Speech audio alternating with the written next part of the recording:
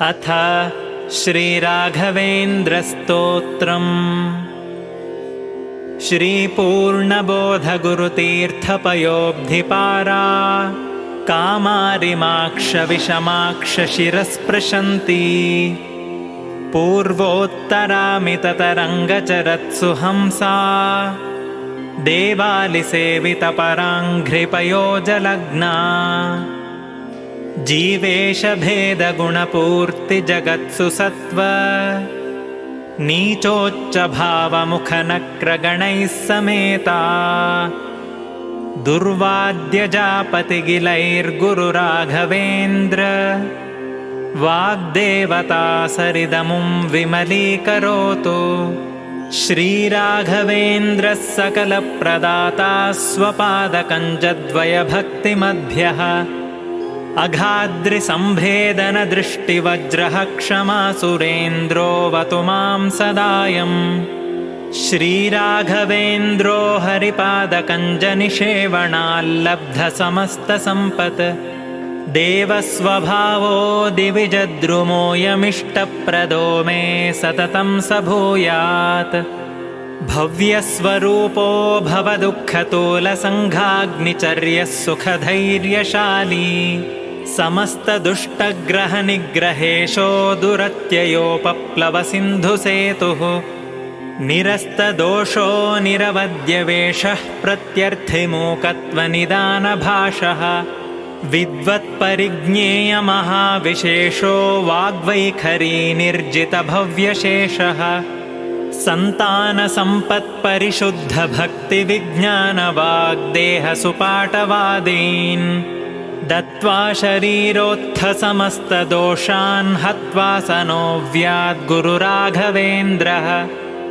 यत्पादोदकसञ्चयः सुरनदी मुख्यापगासादिता सङ्ख्यानुत्तमपुण्यसङ्घविलसत्प्रख्यातपुण्यावहः दुस्तापत्रयनाशनो भुवि महावन्ध्यासु पुत्रप्रदो व्यङ्गस्वङ्गसमृद्धिदो ग्रहमहापापापहस्तं श्रये।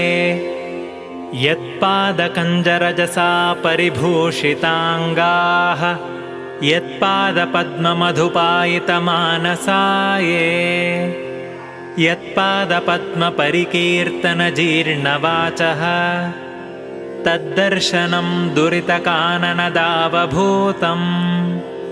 सर्वतन्त्रस्वतन्त्रोऽसौ श्रीमध्वमतवर्धनः विजयीन्द्रकराब्जोत्थसुधीन्द्रवरपुत्रकः श्रीराघवेन्द्रो यतिराड्गुरुर्मे स्याद्भयापहः ज्ञानभक्तिसुपुत्रायुर्यशश्रीपुण्यवर्धनः प्रतिवादिजयस्वान्तभेदचिह्नादरो गुरुः सर्वविद्याप्रवीणोऽन्यो राघवेन्द्रान्न विद्यते अपरोक्षीकृतश्रीशः समुपेक्षितभावजः अपेक्षितप्रदातान्यो राघवेन्द्रान्न विद्यते दयादाक्षिण्यवैराग्यवाक्पाटवमुखाङ्कितः शापानुग्रहशक्तोऽन्यो राघवेन्द्रान्न विद्यते अज्ञानविस्मृतिभ्रान्तिसंशयापस्मृतिक्षयाः तन्द्राकम्पवचः कौण्ठ्यमुखाये चेन्द्रियोद्भवाः दोषास्ते नाशमायान्ति राघवेन्द्रप्रसादतः।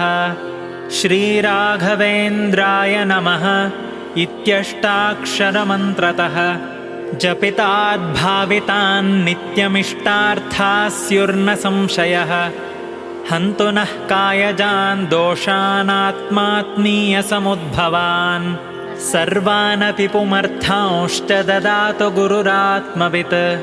इति कालत्रये नित्यं प्रार्थनां यः करोति सः इहामुत्राप्तसर्वेष्टो मोदते नात्र संशयः।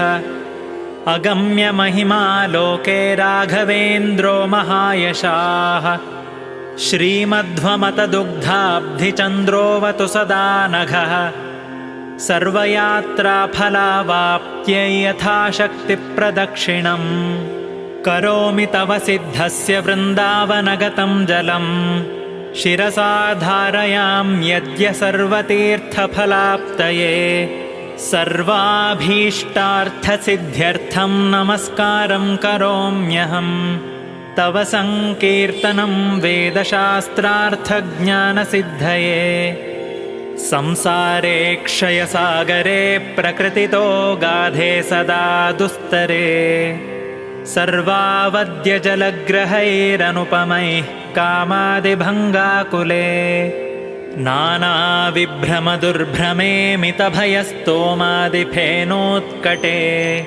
दुःखोत्कृष्टविषे समुद्धर गुरो मां मग्नरूपं सदा राघवेन्द्रगुरुस्तोत्रं यः पठेद्भक्तिपूर्वकम् तस्य कुष्ठादिरोगाणां निवृत्तिस्त्वरया भवेत् अन्धोऽपि दिव्य